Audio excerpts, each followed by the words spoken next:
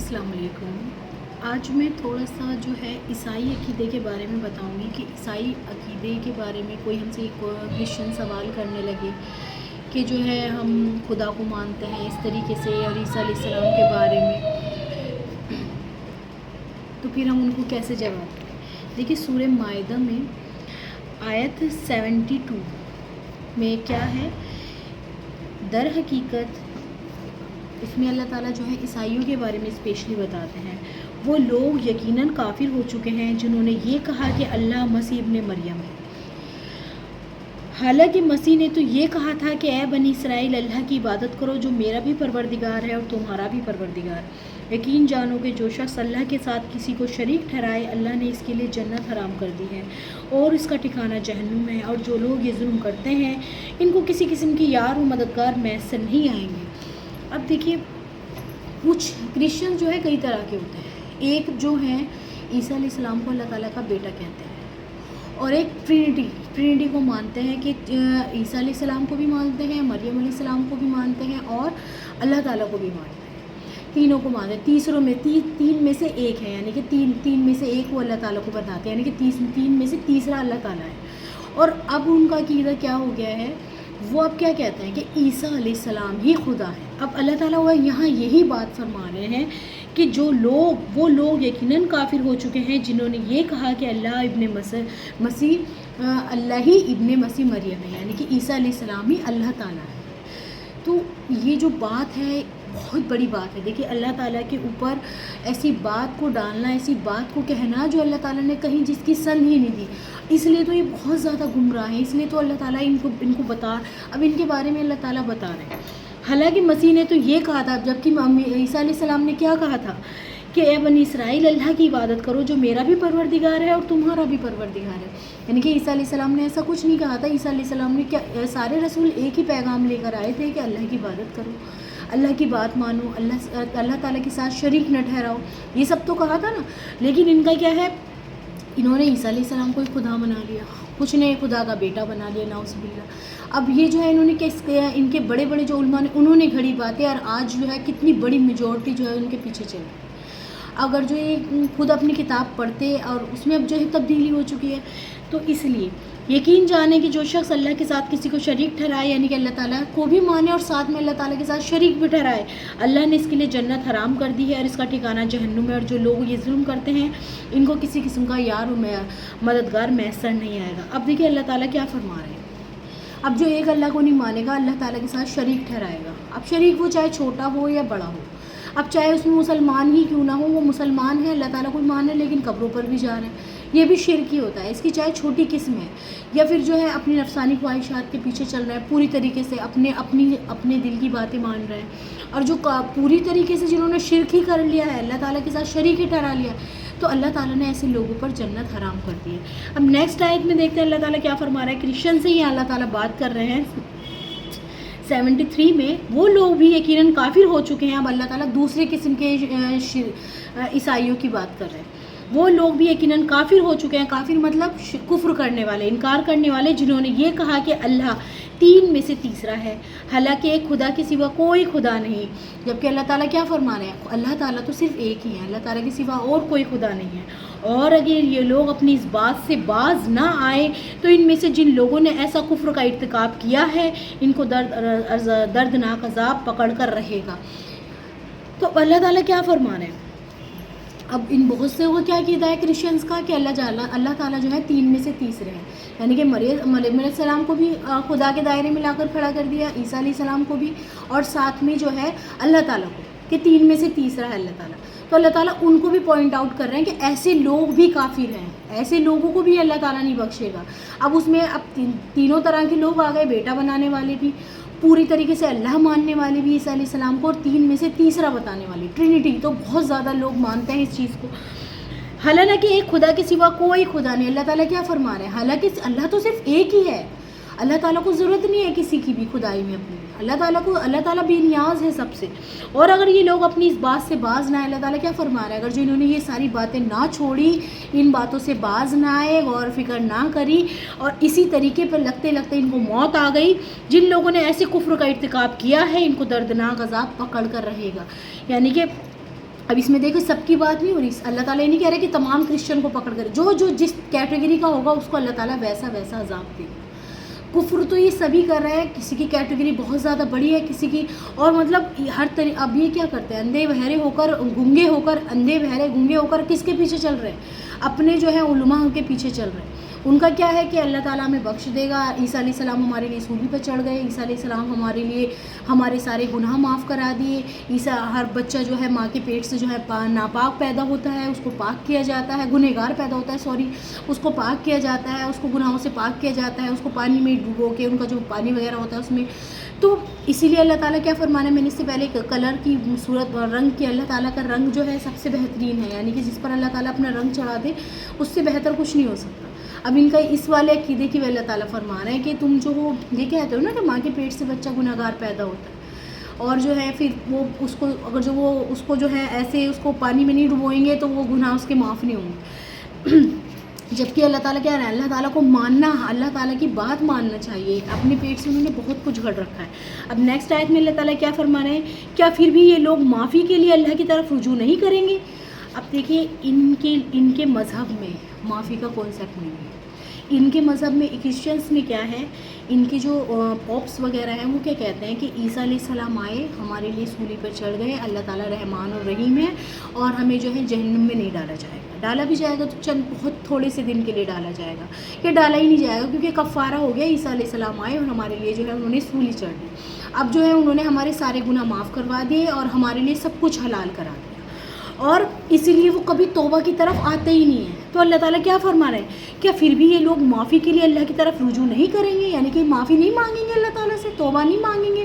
توبہ اور مغفرت، یعنی کہ توبہ کیا ہوتی ہے، دیکھیے توبہ اور مغفرت دونوں الگ الگ ورڈ ہے۔ افلا یتوبون الی اللہ ویستغفرونہ، تو کیا نہیں توبہ کرتے؟ توبہ کیا ہوتا ہے، توبہ انسان کے گناہوں کو نیکیوں میں بدل دیتا ہے، اور مغفرت سے جو ہے انسان ڈھانپ لیا جاتا ہے، اس کو اللہ تعالیٰ اپنی رحمت میں ڈھانپ لیتا ہے، اور اس سے مغفرت نہیں مانگیں گے، حالانکہ اللہ بہت بخشنے والا بڑا مہربان ہے۔ یعنی کہ اگر جو وہ اللہ تعالیٰ سے سچے دل سے توبہ مانگے، اپنے کرتوتوں پر توبہ کریں اور اپنا آپ کو صحیح راستے پر لے آئے، اللہ کو مانے، عیسیٰ علیہ السلام کو ایز اے رسول مانے، تو اللہ تعالیٰ معاف کرنے والے ہیں۔ لیکن ان کے مذہب میں کیا ہے، توبہ ہی نہیں ہے، وہ توبہ ہی نہیں کرتے اللہ تعالیٰ سے، ان کے وہ رحمانیت کو مانتے ہیں کہ اللہ تعالیٰ سب کچھ معاف کرنے والا ہے، معافی مانگتے ہی نہیں ہیں، اور اسی لیے اللہ تعالیٰ آپ فرما رہے ہیں کہ تم توبہ کیوں نہیں کرتے اللہ تعالیٰ سے، آتے کیوں نہیں اللہ تعالیٰ کی طرف، اللہ تعالیٰ کو سزا دے کر کیا ملے گا۔ اب نیکسٹ آیت دیکھیے، مسیح ابن مریم تو ایک رسول تھے، اللہ تعالیٰ کیا فرما رہے ہیں، اب مسیح عیسیٰ علیہ السلام کے بارے میں اللہ تعالیٰ فرما رہے ہیں کہ مسیح ابن مریم تو ایک رسول تھے، اس سے زیادہ کچھ نہیں، یعنی کہ وہ اس سے زیادہ کچھ نہیں تھے، اس سے زیادہ ان کا وہ کچھ نہیں ہے، صرف ایک رسول ہے، جیسے اللہ تعالیٰ نے اور اس سے پہلے رسولوں کو بھیجا، ان سے پہلے بھی بہت سے رسول گزر چکے ہیں، یعنی کہ عیسیٰ علیہ السلام سے پہلے بھی بہت سارے اللہ تعالیٰ نے پہ در پہ رسول بھیجے، گزر چکے ہیں، اور ان کی ماں صدیقہ تھیں۔ اب اللہ تعالیٰ ان کی، اب جو ٹرینٹی کو مانتا ہے اللہ تعالیٰ کیا فرما رہے ہیں، اور ان کی ماں جو ہے صدیقہ تھی، یعنی کہ وہ رسول نہیں تھی، رسول کے بعد جو ہے سب سے بڑا رتبہ کس کا ہے، صدیقین، صدیقین کا ہوتا ہے نا جو سچے ہوتے ہیں پوری طریقے سے، تو اللہ تعالیٰ کیا فرما رہا ہے، ان کی ماں بھی رسول نہیں تھی، مریم علیہ السلام صدیقہ تھی، یہ دونوں کھانا کھاتے تھے۔ اب اللہ تعالیٰ کیا فرما رہا ہے، ایک آیت میں اللہ تعالیٰ نے فرما دیا کہ یہ دونوں کھانا کھاتے تھے۔ اب انسان جب کھانا کھاتا ہے تو وہ اس کا اور بھی اس کو واش روم بھی جانا ہوتا ہے، اسے بھوک بھی لگتی ہے، اس کا کھانا بغیر اس کو گزارا نہیں ہے، جبکہ اللہ تعالیٰ تو ان چیزوں سے پاک ہے، اللہ تعالیٰ کو نہ بھوک لگتی ہے، نہ پیاس لگتی ہے، نہ نیند آتی ہے، تو اس سے کیا پتہ چلتا ہے کہ وہ ایک بشر تھے، انسان تھے، وہ خدا نہیں تھے۔ دیکھو ہم نے ان کے سامنے کس طرح کھول کھول کر نشانیاں واضح کر رہے ہیں، پھر بھی یہ دیکھو ان کے اوندھے منہ کہاں چلے جا رہے ہیں۔ یعنی کہ اللہ تعالیٰ کیا فرما رہے ہیں، اگر جو قرآن پڑھیں، قرآن پہ غور و فکر کریں تو اللہ تعالیٰ کھول کھول کر بتا رہے ہیں کہ عیسیٰ علیہ السلام جو ہے ایک نبی، ایک رسول تھے، وہ کھانا بھی کھاتے تھے، ان کی ماں بھی کھانا کھاتی تھی، اور ان کی ماں جو ہے صدیقہ تھی، وہ رسول یا نبی نہیں تھی، رسول سے نچلا درجہ کیا ہوتا ہے، صدیقین کا ہوتا ہے، وہ صدیقہ تھی، سچی تھی۔ اور یہی اللہ صدیق کا مؤنث کا صیغہ ہے، اس کا لفظی معنی بہت سچا، راست بات۔ اسلامی صدیق عام طور سے ایسے شخص کو کہا جاتا ہے جو کسی پیغمبر کا افضل ترین مرتبہ ہوتا ہے، اور نبوت کے بعد یہ سب سے اونچا مرتبہ ہے، یعنی کہ نبوت کے بعد جو اونچا مرتبہ ہوتا ہے، نبوت سے بعد میں تو وہ صدیقہ کا ہوتا ہے۔ تو اللہ تعالیٰ فرما رہے ہیں کہ مریم علیہ السلام جو ہے صدیقہ تھی، سچی تھی۔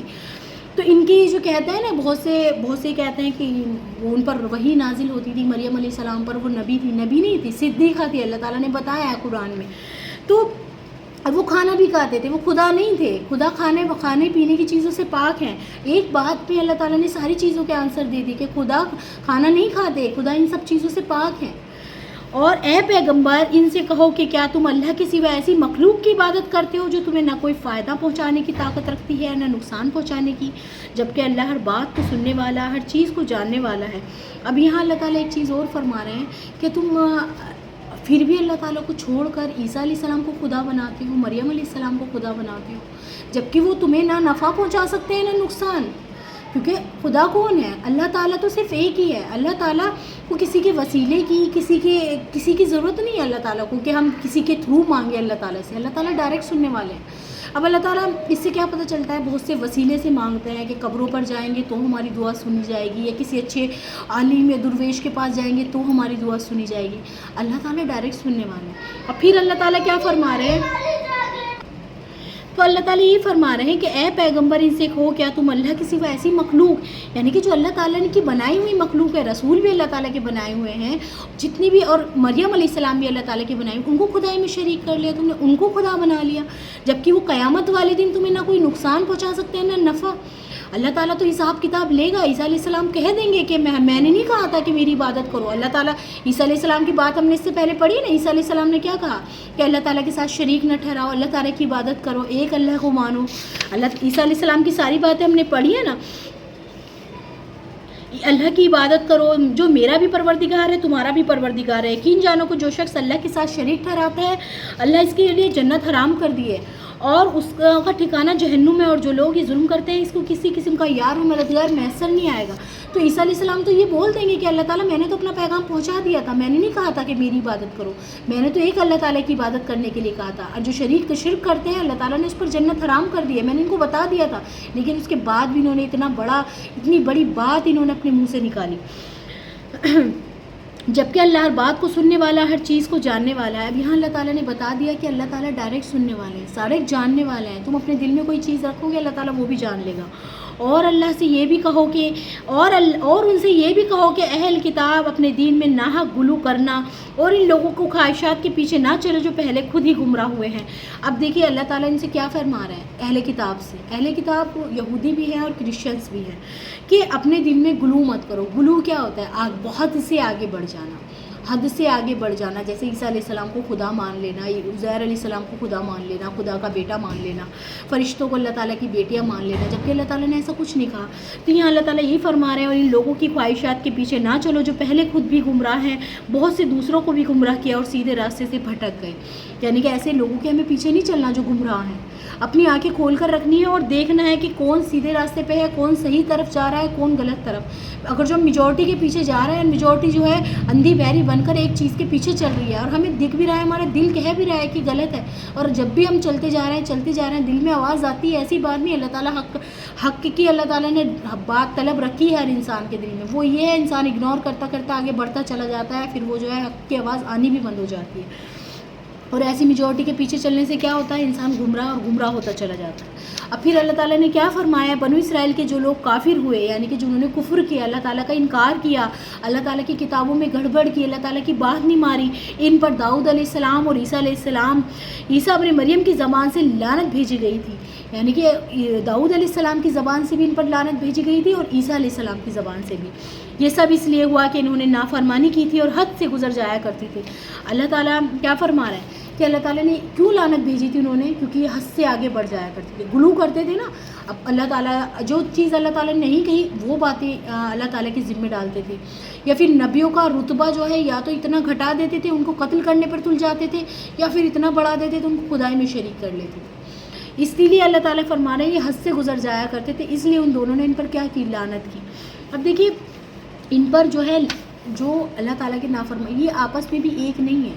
ہمیں ایسا لگتا ہے کہ اب یہ بہت پاورفل میجورٹی بن رہی ہے، کرسچنس اور جوز مل رہے ہیں آپس میں، بہت کچھ ہوگا. نہیں، اللہ تعالیٰ بہت زیادہ علم والے ہیں. اللہ تعالیٰ کو پتہ ہے کہ ان کی چالیں جو ہیں کمزور ہیں، ان کے آپس میں بھی، کیونکہ ان کے عقیدے غلط ہیں. ان کو وقتی طور پر اللہ تعالیٰ ڈھیل دیتا ہے، پھر اللہ تعالیٰ ان کو کس لیتے ہیں. تو ہمیں جو ہے اللہ تعالیٰ ہمیں قرآن سے جڑنے کی ضرورت ہے، ہدایت کی طرف آنے کی ضرورت ہے. اور جو بھی کرسچنس ہیں یا جو بھی ہم سے پوچھنا چاہتے ہیں سوال، تو ہمیں انہیں سوال کا جواب دینا بھی آنا چاہیے کہ نہیں تمہارا عقیدہ غلط ہے، تم نے اپنی کتابوں میں گڑبڑ کر رکھی ہے، اللہ تعالیٰ تمہارے بارے میں یہ فرماتا ہے. ان کو قرآن کی آیات بتائیے، تبھی تو وہ کچھ ان کے سمجھ آئے گا. اور ہم اپنے کام سے ہم ہٹے ہوئے ہیں. اللہ تعالیٰ اتنی باتیں کرتے ہیں، اس لیے بھی اللہ تعالیٰ ہمیں بتاتے ہیں کہ کہیں ہم ایسی راہ پر ہم نہ چل دیں، ہم نہ غلو کرنے لگیں دین میں.